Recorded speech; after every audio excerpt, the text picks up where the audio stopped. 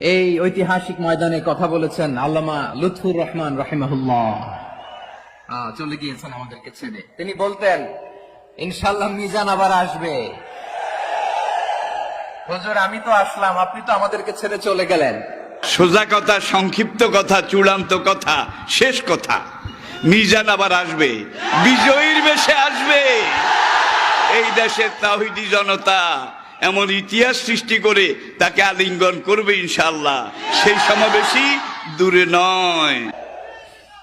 আল্লাহু আকবার, আল্লাহু আকবার, আল্লাহু আকবার। গলায় কোনো সুর ছিল না, সুর দিয়ে কথা বলতেন না, কিন্তু এত চমৎকার শব্দের গুণন, এত চমৎকার প্রেজেন্টেশন, এত চমৎকার ভাবে ঐতিহাসিক বর্ণনাগুলো তিনি উপস্থাপন করতেন। মন্ত্রমুগ্ধ হয়ে আমরা আল্লামা লুৎফুর রহমানের কথা শুনেছি। আমরা হযরতুল আল্লাম লুৎফুর রহমান রাহিমাহুল্লাহর জন্য এই বিশাল ময়দান থেকে দোয়া করছি, আল্লাহ তাআলা তুমি তোমার এই খাদেমকে জান্নাতের মেহমান হিসেবে কবুল করে নাও।